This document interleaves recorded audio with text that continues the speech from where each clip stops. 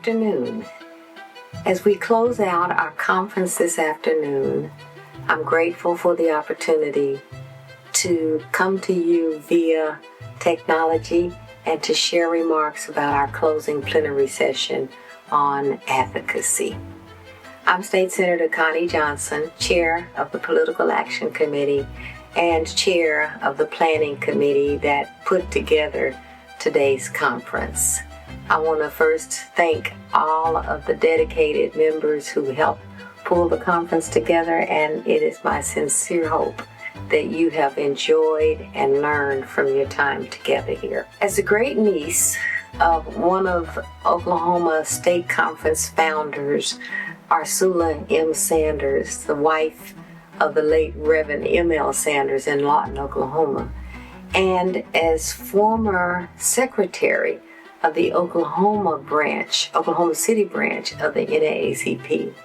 I never in my wildest dreams would have imagined that I would be today talking to the NAACP State Conference about our opportunities and our duties and our responsibilities about voting. This past Tuesday, results became official as of 5 o'clock yesterday. Voters in Virginia, New Jersey, California, Pennsylvania, and other states took a stand and raised their voices via their votes.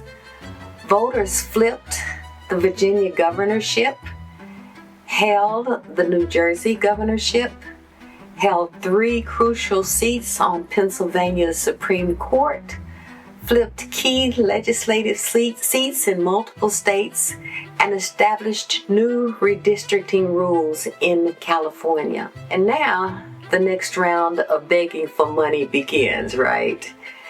At any rate, Tuesday, however, was an example of what one person and one vote can do when adequately informed about voting and when they consider strategies that guarantee their vote.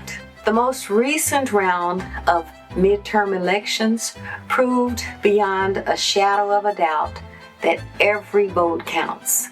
And then when Black voters and our allies show up, we change outcomes.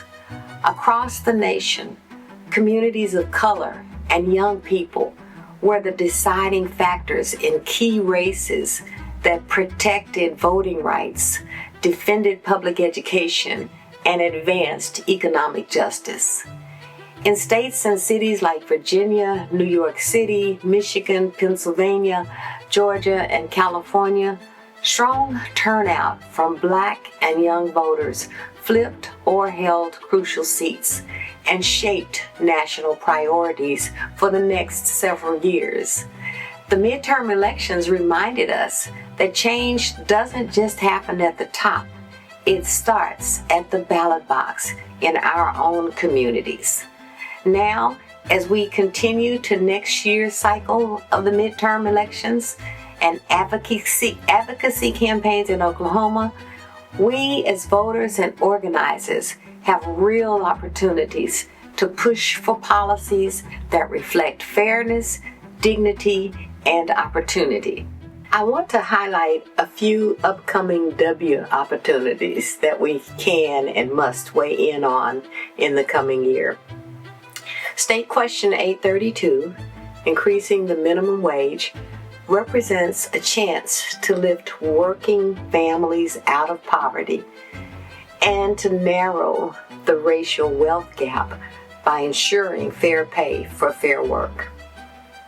It will increase the minimum wage from $7.50 to $12 to $13.50 and finally to $15 per hour in 2029, and adjust future increases based on changes to inflation. It will also remove exceptions from the Oklahoma Minimum Wage Act that did not include workers such as part-time employees, students, minors, farm and agricultural workers, domestic service workers, newspaper vendors and carriers, and feed store employees in the definition of employee. We will vote on State Question 832 on the June 2026 primary ballot. Another one, State Question 836, open primaries, is currently being circulated for signatures, but this proposal will make elections more inclusive by allowing all voters, regardless of party,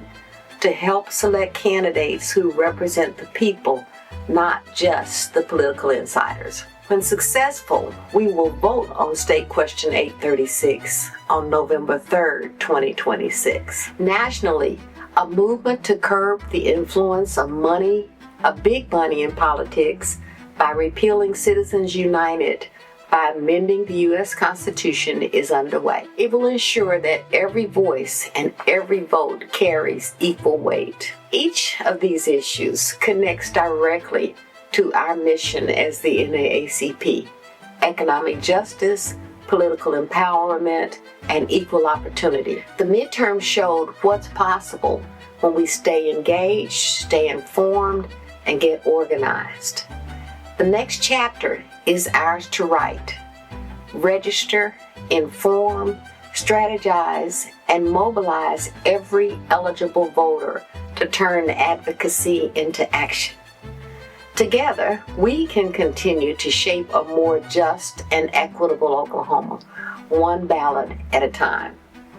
As chair of the NAACP Political Action Committee, we will be training branch political action committee leaders in voter information and strategies, because it's not enough just to register people to vote.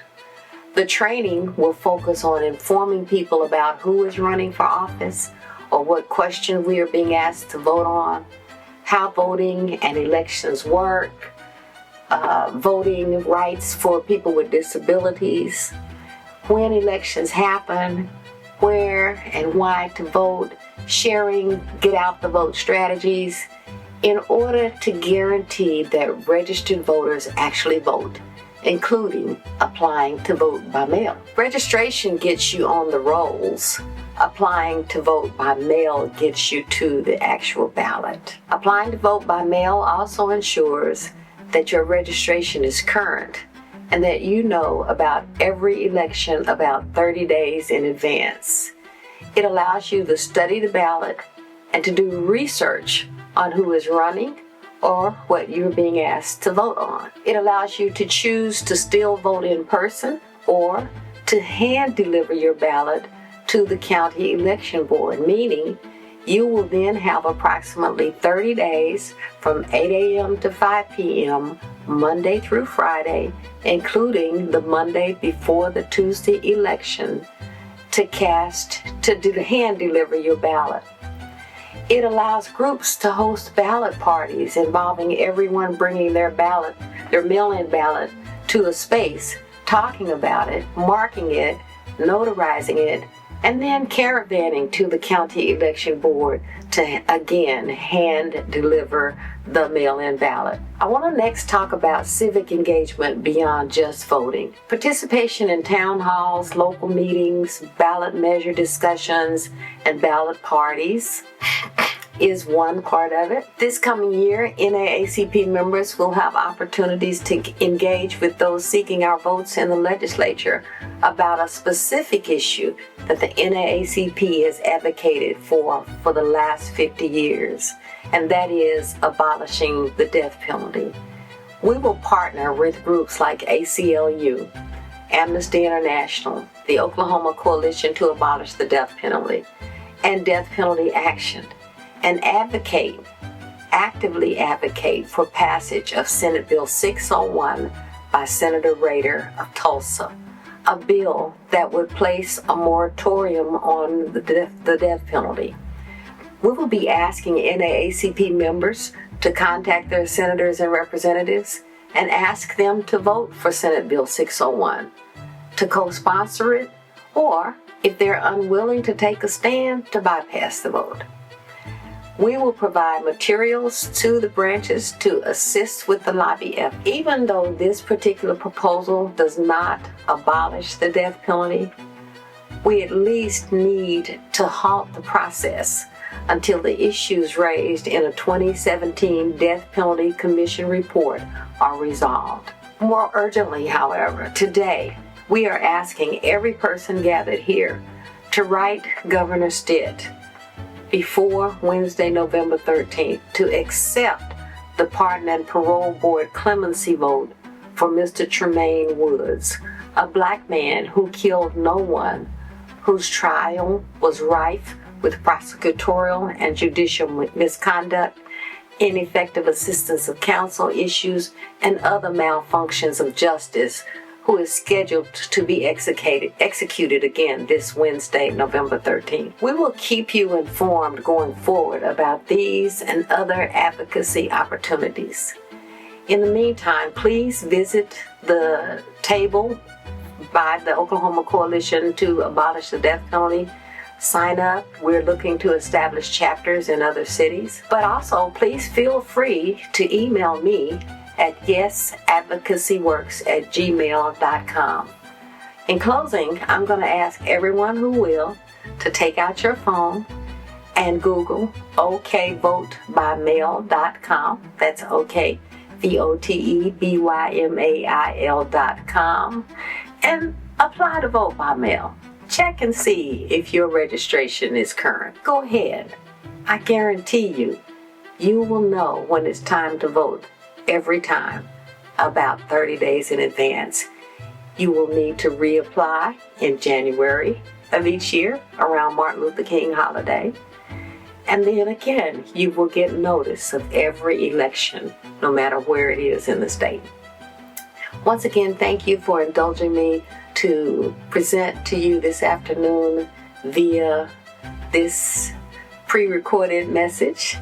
I so look forward to working together in the coming year to keep advocating and pushing for the NAACP to do what we know we must do, and that is represent the best interests of the people, of all people, for equality and justice, and to do that by voting. Thank you again.